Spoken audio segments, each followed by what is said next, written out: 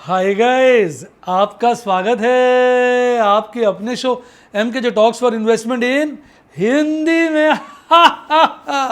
कैसे हैं आप भाई? आज हम बात करेंगे शेयर बाजार में कामयाबी का मंत्र नंबर 4। मंत्र नंबर 4 है कि भाई किस तरीके से आप शेयर बाजार में कामयाब हो सकते हैं। ये बहुत इंपॉर्टेंट मंत्र है। इसके लिए मैंने कुछ पॉइंट्स बहुत इंपॉर्टेंट आपके लिए चॉकआउट किए हैं, मैंने लिख भी लिए हैं ताकि कोई स्लिप ना हो जाए। तो को शेयर बाजार में आपको कामयाबी तब मिल सकती है जब आप एक कॉन्फिडेंस के साथ काम कर सकें। शेयर बाजार ऐसी जगह है जहां ऑपरेटर रिटेल निवेशकों की कमजोरी का फायदा उठाता है। कैसा लगा डायलॉग कमेंट में बता रही।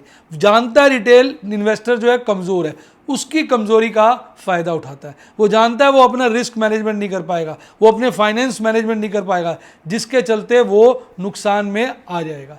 रिटेल निवेशकों की प्रॉब्लम क्या होती है? वो बहुत जल्द बहुत ज़्यादा पैसा कमाना चाहते हैं और वो गलीबल होते हैं। उनको कोई भी गुमराह कर सकता है, कोई भी थोड़ा लालच दे, कोई बोलेगा ओए आइए मैं तेरे को ना पैसा कमा के दूंगा, तुझे कुछ नहीं करना, बस तू मुझे अपने फंड्स दे दे, उसमें जो कमाऊंगा 20% 30% मैं रखूंगा, बाकी तुझे दे दूंगा, मैं बड़ा एक्सपर्ट हूँ, पहले तुझे डेमो देता हूँ, कमा के दिखाऊंगा, और फिर वो क्या करेगा, आपके सारे पैसे खा जाएगा। इसी वजह से बहुत सारे स्कैम चल रहे हैं जिसकी चर्चा मैंने की थी। इस तरह के फ़ोन आपको इंदौर से भी आते होंगे। आप में से कितनों को ये फ़ोन आया कमेंट में लिखिए।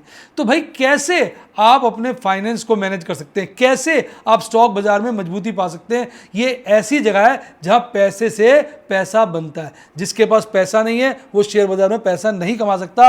लिख के रख लीजिए। कई लोग आपको मिल जाएंगे कि मैंने बीवी के गहने बेचे, मैंने 2000 रुपये लगाए, उससे मेरे 2000 करोड़ बन गए। ऐसा शेयर बाजार में कोई मंत्र नहीं है। अगर किसी एक आध आदमी ने ऐसा कमा लिया तो मान के चलिए इसके जैसे लाखों लोगों ने शेयर बाजार में थोड़े थोड़े पैसे लगाए होंगे, वो सब खत्म हो गए। ये बाई चांस कमा गया, यानी लॉटरी लग गई। एक आदमी की लॉटरी लगने से इसका मतलब नहीं है कि आप लॉटरी का टिकट लेंगे तो आपकी भी लगेगी। कैसा लगा डायलॉग कमेंट में बताइए। भाई शेयर बाजार में कामयाबी तभी मिल सकती है जब आपके पास कांस्टेंट फ्लो ऑफ फंड्स हो। फाइनेंशियल मैनेजमेंट का सबसे पहला प्रिंसिपल है कांस्टेंट फ्लो, और यहां पे आप बोल सकते हैं inflow of funds to invest in stock market. तो स्टॉक मार्केट में इन्वेस्ट करने के लिए आपके पास constant flow inflow of funds होना चाहिए। अब कई बच्चे मेरे से बोलते हैं सर आपके पास बहुत पैसे आप लगा लेते हो। बेटा मैं आपको जान के हैरानी होगी कि मेरे पास मात्र 2600 रुपये थे जब मैंने अपना जीवन स्टार्ट किया था। मैंने शेयर मार्केट में बहुत पैसे कमाए, फिर मैं शेयर मार्केट से थोड़ा दूर चला गया था। अब जैसे पिछले 3-4 साल से फिर शेयर मार्केट के साथ जुड़ गया, बहुत डीप में आ गया, पर मैंने फंड्स बड़े एक्यूमुलेट किए। तो सबसे पहला सिद्धांत, ये शेयर मार्केट में नहीं, आपको जीवन में आगे बढ़ाने में हेल्प करेगा, वो never over invest in depreciable assets. जब मैं शुरू में पैसे कमाता था, सबसे पहला मेरा विचार होता था मैं अपना ऑफिस खरीद लूँ। मैं किराया नहीं देना चाहता था, मैं ऑफिस खरीदना चाहता था। मैं सोचता था किराया दूंगा तो मेरी इनकम का बहुत बड़ा हिस्सा किराए में चला जाएगा। सबसे पहले मैंने अपना ऑफिस की खरीदा कोचिंग क्लासेस के लिए, अपने ऑफिस में काम किया। उसके लिए मैंने लोन लिया, बाकायदा मैं कोई लोन नहीं लिया, लोन लिया, और उस वक्त तो रेट ऑफ इंटरेस्ट भी बहुत हाई होता था, पर मैं कमा के सबसे पहले मैंने उसको इन्वेस्ट किया। तो ज़्यादातर लोग पहले गाड़ी लेते हैं, मैंने गाड़ी नहीं, पहले घर लिया, क्योंकि मुझे पता था घर जो है भागता रहेगा। और आपको जान के हैरानी होगी, जो मैंने अपना सबसे पहला ऑफिस लिया था, सबसे पहला अपन ने वही लिया था ना, सेक्टर 7 वाला, सबसे पहला ऑफिस, वो हमने 2 लाख के करीब लिया था, और बाद में मैंने उसको 50 लाख का बेचा था। और इन विलास में मैं रहने आया था, तब उस फ्लैट को बेच के मैं यहाँ रहने आया था। तो मैं ये कहूँगा कि वो 2 लाख की जो इन्वेस्ट की थी, वहाँ पर मैंने कितने साल काम किया, आप सोच सकते हैं, करोड़ों रुपया कमा लिया। एक महीने में नहीं, एक साल में नहीं, कई साल जो मैंने काम किया, लेकिन मात्र 2 लाख रुपए इन्वेस्ट किए। कोई किराया नहीं, कोई कुछ नहीं। Asset light model. मैंने डेप्रिशिएबल एसेट में इन्वेस्ट नहीं किया, मैंने फिक्स्ड एसेट में इन्वेस्ट किया। जब मेरा उसका लोन उतर गया, मुझे लगा घर अपना है और ये भी अपना है, क्या नाम है, ऑफिस भी अपना है, फिर मैंने गाड़ी ली। तब से पहले मैं स्कूटर पे ही काम करता था। गाड़ी ली, मैडम ने गाड़ी चलाई, हंस रही है वो उन्होंने गाड़ी चलाई और मैं तो अपना स्कूटर में ही जाया करता था, क्योंकि एक गाड़ी थी एक स्कूटर था, दोनों का टाइम अलग था। मैडम मेरे साथ, मैं कहता साथ चलेंगे, मैं कहती नहीं आप मुझे वेट कराते हो। मैं भाई ठीक है आप गाड़ी में जाओ, मैं अपना स्कूटर में टो टो टो करता पहुँच जाता था, और मैडम अपना मजे से गाड़ी में फर्राटे के साथ आती थी, ऑफिस जाते। इस तरह से हमने पीरियड निकाला। फिर मैंने क्या करा, अपने साथ वाला घर ले लिया। हमारा घर छोटा होता था, तो मतलब छोटा तो क्या, घर तो घर होता है, छोटा बड़ा कुछ नहीं होता है, मतलब जो भी घर था हमारा, उसके साथ वाला घर मिल रहा था, तो मैंने उसको खरीदा, उसमें इन्वेस्ट किया। वो भी एप्रिशिएबल एसेट है। और आपको जान के हर्षोल्लास होगा, उसमें मैंने 6 लाख रुपए लगाए थे। आज उस घर की वैल्यू मैं क्या बोलूँ, करीबन कुछ नहीं तो 4 रुपये के आसपास हुई। तो लेकिन हाँ याद करिए, देखिए मैं बताता हूँ, जब मैंने पहला ऑफिस खरीदा था उसके बाद मैंने कार ली थी, बड़ा अच्छा है, मारुति 800, जो मैंने जिसका किस्सा किया। आज मारुति 800 तो ख़त्म हो चुकी है, वो तो मैंने किसी को दी थी, वो लेके ही चला गया था ऐसे ही उसको दे दी थी। तो कहने का मतलब वो कार गई, पर वो घर बेचकर मैंने ये वाला विला लिया। ठीक, उसके बाद मैंने जब दूसरा घर लिया था, कौन सा, अपने साथ वाला घर, जिसको मैंने बताया मैंने 6 लाख का लिया था, 6 का नहीं शायद 5 का लिया था, है ना, 5 या 6 लाख का लिया था, और प्लॉट लिया था, और 3-4 लाख रुपए 5 लाख रुपए खर्च करके उसको बनाया था, और उसकी कीमत आज करीबन 4 रुपये होगी। और उसके साथ मैंने उस वक्त उस ज़माने में एक बहुत बड़ी गाड़ी होंडा सिटी ली थी। वो जब इधर आए थे हमने 15 साल बाद बेची थी, वो होंडा सिटी भी डेप्रिशिएट हो गई, जीरो हो गई। वो भी लगभग 6 लाख की थी, साथ वाला प्लॉट भी 6,48,000 की थी, 8% ऐसा होता था सेल टैक्स, तो 6 लाख प्लस 8%, 6,48,000 की थी। और जो घर लिया था वो 3 लाख का था, और 6 लाख के आसपास था, 5-6 लाख का। वो घर आज 4 रुपये का हो गया, और वो गाड़ी तो बिका गई, छुट्टी हो गई। तो देखिए मैंने कभी भी डेप्रिशिएबल एसेट्स में ओवर इन्वेस्ट नहीं किया। जब भी एक डेप्रिशिएबल एसेट ली, साथ साथ मैंने क्या लिया, एक एप्रिशिएटिंग एसेट लिया, भागता रहा, आगे दौड़ते रहे। तो ये जीवन का मूल सिद्धांत है। अगर आप अपना पैसा डेप्रिशिएबल एसेट्स में ओवर इन्वेस्ट करोगे तो आप जीवन में कामयाब नहीं हो पाओगे। आजकल बच्चे मैं देखता हूँ अपने पैसे फ़ोन में, मोबाइल में, लैपटॉप में, इसमें उड़ा देते हैं, और बाद में जब वक्त आता है, समय आता है, उनके पास पैसे नहीं होते। कितने मैं लोगों को जानता हूँ जो 5-5, 7-7 साल से नौकरी कर रहे होते हैं, 8 साल से नौकरी कर रहे होते हैं, जब शादी का वक्त आता है, उनसे बातचीत होती है तो कहते हैं सर हमारे तो सारे पैसे खर्च हो गए, हमने तो सेव नहीं किया। क्या किया सर, हम इंजॉय करते हैं। और मुझे याद है मैंने अपने जीवन का सदा 20% अर्निंग को स्पेंड किया, 20% अर्निंग, है ना जी, क्या कहती मैडम। शुरुआती पीरियड में शायद मैंने 40-50% स्पेंड किया, उसकी वजह से मेरी इनकम बढ़ती रही, मैंने खर्चे नहीं बढ़ाए। खर्चे मतलब मैंने गाड़ी ली, सब कुछ लिया, एंजॉय किया, लेकिन एक प्रोपोर्शन को मेंटेन रखा। लोग आपसे कहेंगे कि आप अपनी इनकम का 30% सेव करो, मैं कहूँगा मिनिमम 50% सेव करो, इससे ज़्यादा सेव। ये सारी बातें जो मैं बता रहा हूँ ये फाइनेंशियल मैनेजमेंट की है। एक अकाउंट पे मैं ठीक रहा पर इतना मैंने ध्यान नहीं दिया, बहुत बढ़िया, वो अपनी हेल्थ पर। प्रभु के आशीर्वाद से हेल्थ ठीक है, इक्का दुक्का बीमारी है, वही लाइफस्टाइल डिजीज़ हो जाती है, उसको अब मैं मैनेज करता हूँ, अब वॉक करता हूँ, एक्सरसाइज करता हूँ। लेकिन मैं सोचता हूँ अगर शुरू से वॉक एक्सरसाइज मेंटेन रहती तो ये भी दिक्कत ना आती।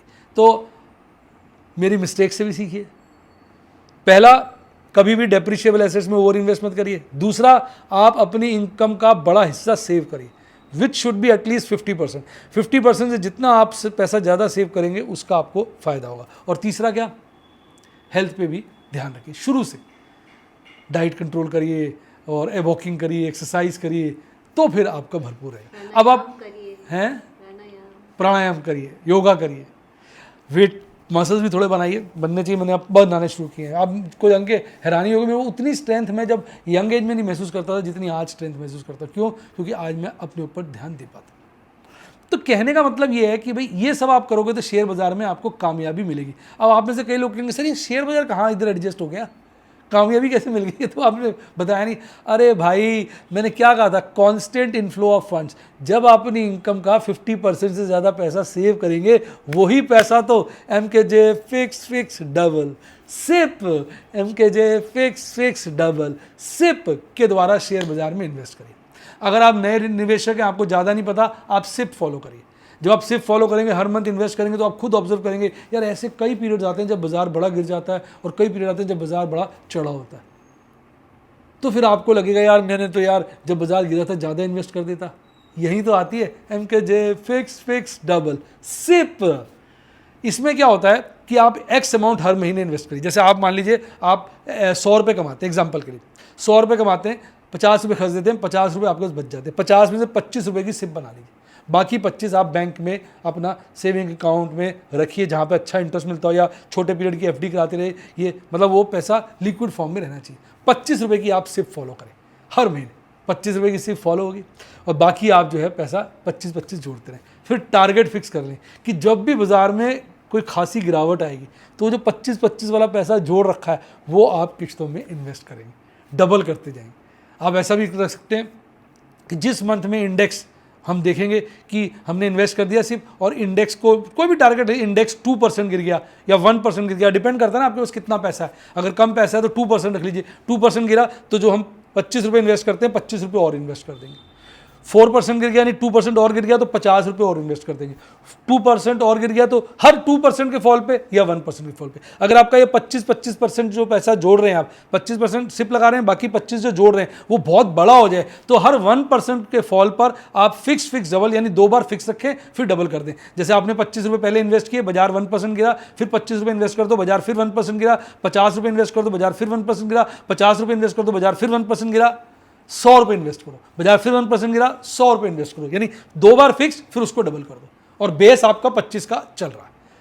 और जब आपके पास हो सकता है जब आप शुरू करो तभी बाजार गिर जाए, इसलिए शुरुआती दौर में जब आपके पास 25-25 जो आप सेव कर रहे हो वो कम है तो आप 2% के फॉल पे MKJ फिक्स डबल लगा सकते हैं। जैसे जैसे आपका स्पेयर पैसा 25 वाला बढ़ता जाएगा, MKJ फिक्स डबल सिप आप 1% के फॉल पे लगाएं। बहुत ज़्यादा हो जाएगा फिर आप जो है 0.5% के फॉल पे भी लगा सकते हैं। मतलब इस तरह से अगर आप प्लानिंग करेंगे तो आपका जो कांस्टेंट इनफ्लो ऑफ फंड्स है वो आपको तरक्की की राह पे ले जाएगा। आपके पास इतना पैसा होगा कोई भी रिटर्न आपको मैच नहीं कर पाएगी। फिर मौका लगा के सबसे पहले अपने लिए घर खरीद लें जब आपको कंफर्टेबल हो। घर अपना जरूर होना चाहिए, किराया नहीं। अगर आप बिजनेस करते हैं, धंधा करते हैं, दुकान ऑफिस जो भी चीज़ में आप काम करते हैं उसको खरीदने की कोशिश करिए। बस घर अपना, दुकान अपनी और सेविंग अपनी, और वो फिर शेयर बाजार में लगती जाएगी, इतनी बढ़ेगी, आप भी अपने आप में एक बढ़िया से छोटे से मोटे से झुनझुन वाला बन जाएंगे। तो ये है सिद्धांत number 4, ensure constant inflow of funds. और ये एक आपकी क्वेरी भी आंसर कर देता है। कई लोग कहते हैं सर हम अपनी नौकरी छोड़ के शेयर बाजार में लग जाए ना, ये बेकार काम है। कभी भी नौकरी छोड़ के, बिजनेस छोड़ के शेयर बाजार में ना रखें। आप अपनी नौकरी बिजनेस को जारी रखें, वहां से जो पैसा आ रहा है वो आप शेयर बाजार में इन्वेस्ट करें। जब आपकी शेयर बाजार में इन्वेस्टमेंट बहुत ज़्यादा हो जाए और आपको लगे इससे मिलने वाली डिविडेंड इनकम इतनी हो जाती है कि मेरा घर खर्च चल जाता है और मैं बिजनेस या नौकरी करते करते थक गया हूँ, तब आप अपनी नौकरी छोड़ने का सोचें। मैं तो कहूँगा तब तक चलाएं जब तक चल रही है, अदरवाइज इसको छोड़ दिया। उसके बाद जो डिविडेंड इनकम आती है, जो एक्स्ट्रा इनफ्लोज होते हैं, उससे आप चाहें तो छोटी मोटी ट्रेडिंग करके और सावधानी से अच्छे ट्रेडर बने। आप देखिए मेरी इतनी अच्छी सेविंग है, इतनी अच्छी फाइनेंशियल स्ट्रेंथ है, उसके बावजूद भी मैं ट्रेडिंग सोच समझ के करता हूँ। मुझे कभी स्ट्रेस नहीं होता, कभी दिक्कत नहीं होती। अगर आप मेरे व्हाट्सएप के स्टूडेंट्स हैं, आपने देखा होगा मस्ती चल रही होती है, सर अपना ट्रेड भी करते रहते हैं, कभी तो ट्रेड करते ही नहीं है और कभी धड़ाक से बहुत सारे ट्रेड कर देते हैं और उनकी कोशिश रहती है हर महीने मुनाफा हो भले कम। तो हर महीने का ये जो मुनाफा होता है बहुत हेल्प करता है। फिर बहुत सारी बातें, टैक्स मैनेजमेंट, ये सब भी मैं आपको आने वाले वक्त में बताऊंगा। तो ये था सिद्धांत नंबर 4। आपको कैसा लगा फटाफट कमेंट में लिखिए। अब हम बात करेंगे आज बाजार में क्या रहा है। बाजार में बड़ा मजा आ रहा है। क्यों? क्योंकि मार्केट मूड मस्त होता जा रहा है। मार्केट इंडेक्स जो है 53.8 हो गया। 40 के लेवल पे जो आ गया था अक्टूबर में, फियर उससे नीचे भी आ गया था। मिस कर देती मैडम, बीच में ना एक्सेसिव फियर वाला भी था, वो आपने काट दिया। जो सबसे बॉटम होता है उसको मत छोड़ा करो,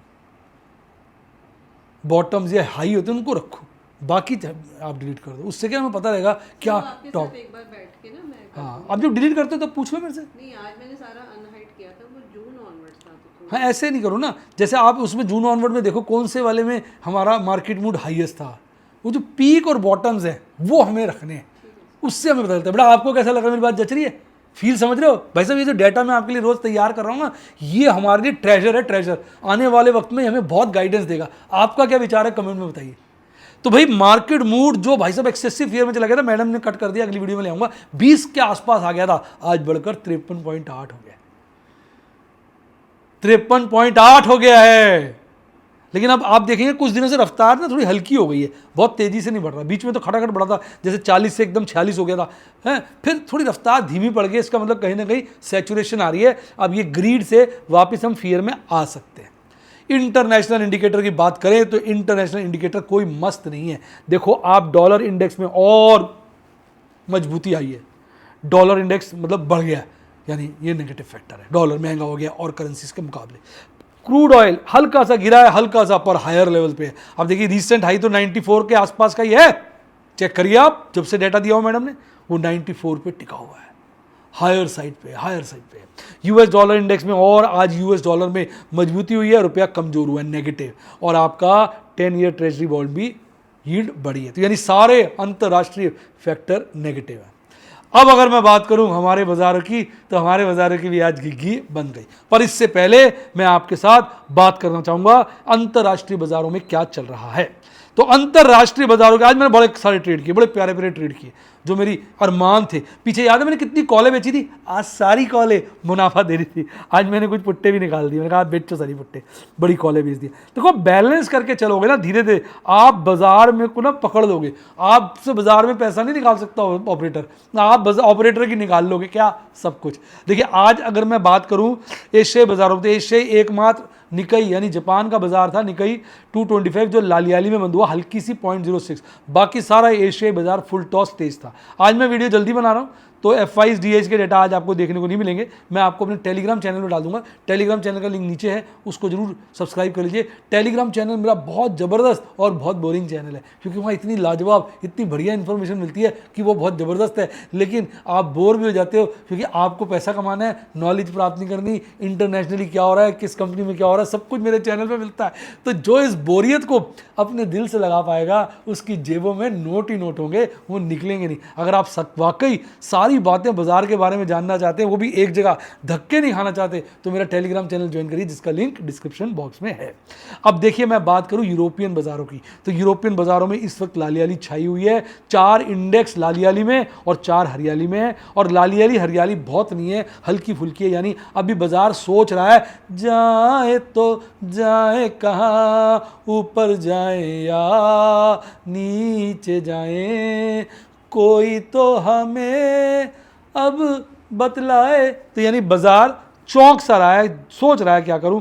और इस वक्त अगर मैं बात करूं हमारे, क्योंकि अभी अमरीकी बाजार खुले नहीं हैं, तो अमरीकी बाजार के इंडेक्स की जो फ्यूचर इंडेक्स हैं, उन जो ट्रेड हो रहे हैं, उनका भी इंडेक्स के जो फ्यूचर्स हैं ट्रेड हो रहे हैं, उनका भी यही हाल है। 2 लालियाली में 2 हरियाली में, हल्की फुल्की। यानी वो भी वही अपने यूरोपियन बाजारों के साथ मिलकर गाना गा रहे हैं, जाए तो जाए कहाँ। अब बात करें भारतीय बाजारों की, कल भारतीय बाजार बंद हुए 18,145 पर। आज हल्की फुल्की सी गैप ऑफ ओपनिंग 18,177 पे की, और शुरुआती दौर में ही 18,178 का पीक बनाया। यानी जहां खुला था समझो वही पीक था, उसके बाद सारा दिन नीचे नीचे नीचे, मैं जाऊंगा नीचे, नीचे नीचे नीचे, मैं जाऊंगा नीचे। शुरुआती दौर में लगातार नीचे गिरता रहा, फिर एक स्टेज पे जाके उसने एक बॉटम बना लिया 18,048 का। तब टोटल मूड बन चुका था। मेरे व्हाट्सएप के स्टूडेंट लगातार मुझे व्हाट्सएप कर रहे थे, सर अब बाजार 18 के नीचे आ जाएगा, क्या करें क्या करें। मैंने कहा सब्र करें, सब्र करें, अभी भैया थोड़ा सा ही गिरा है, इतने दिन से भाग रहा है, अभी इसे गिरने दे, गिरेगा ठीक है, नहीं तो रिस्क मैनेजमेंट बिगड़ेगा। और इस करके सोच समझ के अच्छे ट्रेड किए उन स्टॉक्स में, जो स्टॉक्स की मैंने डिलीवरी उठानी थी, उनमें मैंने अपने चौके छक्के मार दिए। इस बॉटम के बाद बाजार थोड़ा सा संभलता है, अल्टीमेटली 18,082 पे कल के मुकाबले 62 पॉइंट गिरकर 0.34% की गिरावट के साथ टाटा बायबैक कर जाता है। आज का स्टार परफॉर्मर था हिंडाल्को, भाग रहा था। सन फार्मा, ITC के तो पर लग गए पर। अब देखिए यही होता ना, ITC के मेरे पास करीबन 7-8 हज़ार शेयर थे, सब बिक गए कॉलों की वजह से, अब बचे मात्र 2,000 शेयर, और उन 2,000 शेयरों की एवरेज कॉस्ट 200 रुपये के आसपास है, और भाव चल रहा है कितना, 354 रुपये। मैं आपको चेक करके ही बता देता हूँ उसका पोजीशन का है बबुआ, चाहे थोड़ा सा ही माल बचा है। एक अकाउंट में 1850 शेयर हैं, जिनकी कॉस्ट है 217 रुपये, तो यानी उसमें प्रॉफिट हो रहा है लगभग 2.5 रुपये का, 2.5 पैसे का, यानी 2,52,000 का। दूसरा अकाउंट है, इसमें ITC है मेरे पास 2200। मैम ITC तो पड़ा है काफ़ी है, ये क्या हुआ, अपन तो सोच रहा था है ही नहीं। 2201 में और 1850 इसमें तो 4,000 ITC पड़ा है यार, सही सर। ये लीजिए। अरे हमको ही नहीं पता था कितना ITC पड़ा है, ये कुल मिला के 4,000, कई सारा लॉट हो गया। 1,600 का एक लॉट है, ये तो कई सारा लॉट हो गया, अपन को खुद ही नहीं पता था बबुआ ये कहाँ हो गया। देखिए इसलिए कहते हैं ना, ज्ञान बांटो तो ज्ञान बढ़ता है। मैं आपको बताने के लिए अच्छी अच्छी बातें बताता हूँ, और मेरा इन पोर्टफोलियो इतना बड़ा हो गया है मुझे नहीं पता चलता। और आपको पता है, अब मैं मैडम को, मैडम ध्यान नहीं देती हैं, तो मैडम आँख डालेगी, बस मेरे पे आ जाते हैं, मेरे ऊपर डाल दिया। भाई देखना तो चाहिए ना, मैं बोल रहा हूँ 2,000 पढ़े और साले 4,000 से ऊपर पढ़े, टोटल मिला के ये है भाई साहब 4,050। और हो सकता है मैंने प्लेज ना करें, इसको नहीं प्लेज किया मैंने, 4,050 तो सही है भाई साहब, और केड़ी दिक्कत हैगी, ऐ तो सही हैगा। तो 4050 पड़े तो अब कल से इसमें भी पुट और कॉल का खेल फिर से हम और आप शुरू करेंगे और मिलकर देखेंगे। अभी मैं इसमें काम इसलिए नहीं कर रहा था कि माल है ही नहीं, अरे माल तो है, इसके अंदर 312 और उसके अंदर 250, यानी कुल मिला के वो तेरी की 5,60,000 का प्रॉफिट है। अब बच्चे कहेंगे सर ऐसे कह रहे हैं, ये देख लो, देख लीजिए, हाथ कंगन तो आरसी किया, दिख रहा है मैम, पढ़े लिखे को फांसी किया, देख लीजिए बेटा। अब आप देखिए, मैं तो बता दिया आपको, तो हाथ कंगन तो आरसी किया, पढ़े लिखे को फांसी किया। ठहरिए, ये देखिए दूसरा वाला देख लीजिए, दिख रहा है। तो बात जो सच है वो आपके सामने, तो आईटीसी बाबा भाग रहे हैं। तो देखिए ये होता है, मैंने आईटीसी में ध्यान लगाना ही बंद कर दिया, मैं इसलिए भूल ही गया कितने शेयर है, क्योंकि मुझे पता है मैंने ये इन्वेस्टमेंट लॉन्ग टर्म के लिए किया, और भी अकाउंटों में पड़े होंगे आईटीसी थोड़े बहुत, पर ये लंबे पीरियड के लिए क्या था कि अच्छा मुनाफा अब इसमें नजर आ रहा है, मजे ही मजे हैं। अब इसमें कॉल पुट का खेलवा भी शुरू होने वाला है। अब टेक महिंद्रा भी आज तेज था, टेक महिंद्रा मेरे पास कम पड़ा है नो डाउट, ओएनजीसी नहीं पड़ा है, रिलायंस तो भैया 4 लाट है, अब इसका लाट बढ़ाना है, और डॉक्टर रेड्डी लैब भी हमारे पास 0.5% के आसपास पड़ा है। गिरने वाले में भारतीय एयरटेल आगे। अभी कल परसों में ही मैंने 850 रुपये की इसकी कॉल बेची थी जानी, जब 830 रुपये का रेट था, और सारे विद्यार्थी मेरे व्हाट्सएप पे पूछ रहे थे कि सर, भाई यूट्यूब पे पूछते हैं, यूट्यूब पे तो मैडम जवाब देती हैं डे एंड पे, और व्हाट्सएप पे मैं साथ साथ जवाब देता रहता हूँ। पूछ रहे थे सर काहे को इतना नज़दीक का कॉल बेचे हैं, इसमें तो आपका माल निकल जाएगा। मैंने कहा 3 लॉट है, एक निकल जाए कोई बात नहीं बबुआ। अब देखिए उसमें भी कॉल में अच्छा मुनाफा हो रहा है, देखिए मैडम दिख रहा है, कॉल में अच्छा मुनाफा है, लगभग 10,000 रुपये की बचत हो रही है। तो मैंने एक एग्रेसिव दिसंबर की कॉल 850 की बेच दी थी। तो ये होता है अगर आपके पास कांस्टेंट इनफ्लो ऑफ फंड्स हो, आप अपने चीज़ों को, रिस्क को मैनेज करके चल रहे हो, तो ऑपरेटर के जबरन से आप माल निकाल के ला सकते हैं। अब अपोलो होटल, मारुति सुजुकी मेरे पास पुराना पड़ा है, ज़्यादा नहीं पड़ा। अपोलो होटल तो है नहीं, मारुति सुजुकी, आइशर मोटर भी नहीं है, ब्रिटानिया भी नहीं है, डिविस लैब नहीं है, एचसीएल टेक बहुत सा पड़ा था पर बिक गया, अब थोड़ा सा पड़ा है। अब इनको भी इकट्ठा करना। अब मेरे पास टीसीएस काफ़ी सारा हो गया है, विप्रो काफ़ी सारा हो गया। अब मेरी निगाहें इन एचसीएल पर और किस पे लग गई हैं, महिंद्रा टेक महिंद्रा पर, इनमें माल इकट्ठा करना है। तो देखिए जो भी बाजार में चल रहा हो तो मैं आपको बता रहा होता हूँ। अब देखिए आज ये वाला गैप फिल नहीं हुआ है, देखिए ये वाला गैप फिल नहीं हो पाया। अब आप बताइए, कल तो बहुत सा बच्चा कह रहा था कि गैप फिल नहीं होगा, अब आप मुझे बताइए क्या लगता है जो 3 गैप बचे हुए हैं इसमें से कितने गैप आने वाले वक्त में फिल हो सकते हैं? अपने बहुमूल्य विचार बिल्कुल कमेंट में लिखिए। बाजार में जो आज की कैंडल बनती है इसको बेयरिश एनगल्फिंग कैंडल कहते हैं। ये बेयरिश कैंडल है, इसने कल की कैंडल को अपने आगोश में संभाल लिया है। अगर कल भी बाजार गिरा तो इसका मतलब अब बाजार नेगेटिव हो गया, अब बाजार नीचे की यात्रा शुरू कर सकता है। इंडिकेटर सारे नीचे के बन रहे हैं, बहुत ज़्यादा बुलिश क्रॉसओवर बन चुका है और फिर उसके बाद लाल कैंडल बनी है, यानी बुलिश क्रॉसओवर की मजबूती में कमजोरी आई है। और आरएसआई ने भी आज डिप लिया है 66 के पार, पर हो सकता है अभी पिछली बार भी आरएसआई ने यहीं से डिप लिया था, देखिए लगभग इसी लेवल पे डिप लिया था, फिर काफ़ी नीचे चला गया था। हो सकता है इसके बुरे दिन शुरू हो गए, तो अगर आपने कॉलें बेच रखी हैं तो उनको भी होल्ड करिए, क्योंकि कॉलें हो सकता है सारी की सारी ओटीएम हो जाए। अब अगर हम वीकली चार्ट पर देखें तो वीकली चार्ट पे आज स्टेटस को है 18,000 के लेवल पर। आप देखेंगे कॉल राइटिंग कम है, पुट राइटिंग भयंकर है। हालांकि कॉल राइटिंग कल के मुकाबले बढ़ी है, पुट राइटिंग हल्की सी घटी है, यानी पुट राइटर्स को कॉन्फिडेंस है बाजार 18 के नीचे नहीं जाएगा, और कॉल राइटर्स थोड़ा विश्वास के साथ लगे हुए हैं। इसके ऊपर पे कॉल राइटिंग ज़्यादा नहीं है देखिए, पर इसके ऊपर पे पुट राइटिंग ज़्यादा है। तो अगर ऑपरेटर क्या करे बताइए, सोचने वाली बात है। और मैक्सिमम पेन 18,100 पर है। अब देखते हैं बाजार में कल क्या पोजीशन बनती है। और यहाँ पर जो है 19,000 पर भी कॉल रेटिंग खासी हो गई है धीरे धीरे, तो कहीं ना कहीं ये बाजार में मजबूती का संकेत है कि कॉल राइटर्स थोड़ा दूर दूर जाके बैठ गए, और पुट राइटर्स भी मैं देख रहा हूँ दूर पे, यानी ये वोलेटिलिटी का भी संकेत है। जब पुट राइटर्स मंथली पोजीशंस दूर दूर की बना लें, हाईएस्ट ओपन इंटरेस्ट, यानी कहीं ना कहीं उनको कॉन्फिडेंस नहीं है, वो दोनों नेगेटिव साइड देख रहे हैं। अब देखिए आज दबा के कॉल राइटिंग हुई, मैंने आपको कहा था कॉल राइटिंग दबा के हुई है, और पीसीआर ने डिप ले लिया 1.22 से 0.96 पर आ गया। और बल्कि मंथली में पुट राइटिंग अभी भी है, यानी मंथली पॉइंट ऑफ व्यू से ओवरऑल लोग बुलिश हैं, पर अब कल तक के लिए लोग थोड़ा सा बेरिश हो चुके हैं, इसलिए कॉल राइटर्स आज आगे आए हैं और पुट राइटर्स बैक फुटिंग पे गए हैं। अब निफ्टी बैंक की बात करें तो निफ्टी बैंक का भी वही हाल था, तू डाल डाल मैं पात पात, अब तो ठीक बोला है, लास्ट टाइम गलत हो गया था।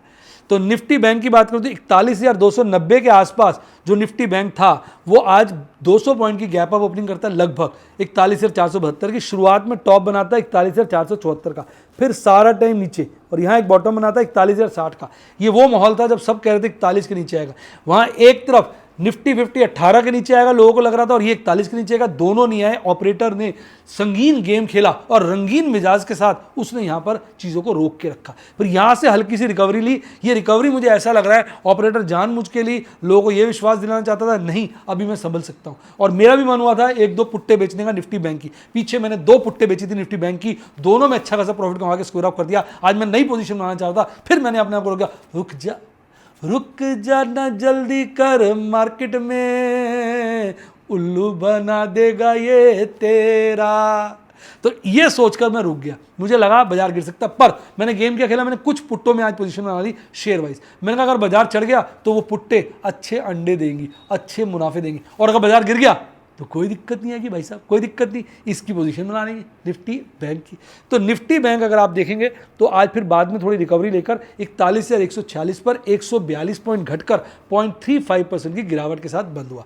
आज जो छोटे छोटे बैंक थे जैसे federal bank, AU small finance bank, ये चढ़े हुए थे, साथ में HDFC बैंक एक स्ट्रॉन्ग बैंक चढ़ा हुआ था। इस वक्त अगर निफ्टी बैंक का इंडेक्स ऊपर है तो जय HDFC बैंक बाबा की, HDFC बैंक बाबा की, इसने उसको ऊपर चढ़ाया हुआ है, अदरवाइज ये टिक नहीं सकता था। ICICI बैंक थोड़ा ढीला पड़ रहा है, बैंक ऑफ बड़ौदा आज ढीला था, सबसे ज़्यादा ढीला था PNB मैंने 30 रुपये पे खरीदा था, बेच देता ऊपर के रेट में ठीक था, पर लोग कह रहे हैं बहुत तेज़ हो जाएगा, मैं को भी लगा तेज़ हो जाएगा, और खैर मेरे पास ज़्यादा है भी नहीं, सिर्फ 1000 शेयर है। 1000 शेयर क्या होते हैं, पीपनी से होते हैं। अब इसकी एक आध पुट वुट बेचेंगे, देखेंगे प्रॉफिट कमाएंगे, अदरवाइज तो क्या है कुछ नहीं, जीवन जो है इसी तरह चलेगा। मैं जरा PNB में पोजीशन देख लूँ। मैडम 2 मिनट रुक जाइए, जल्दीबाजी ना करिए, बच्चों को खासी इन्फॉर्मेशन देनी होती है। PNB ने अभी जो बॉटम बनाया था एक मंथ का अगर हम देखें तो लगभग 36 के आसपास बनाया था, वहाँ से ये भागा था। मैंने 30 के लपेटे में PNB खरीदा था। तो अब इसकी पुट्टे वुट्टे बेचने में ध्यान लगाएंगे थोड़ा रुक के।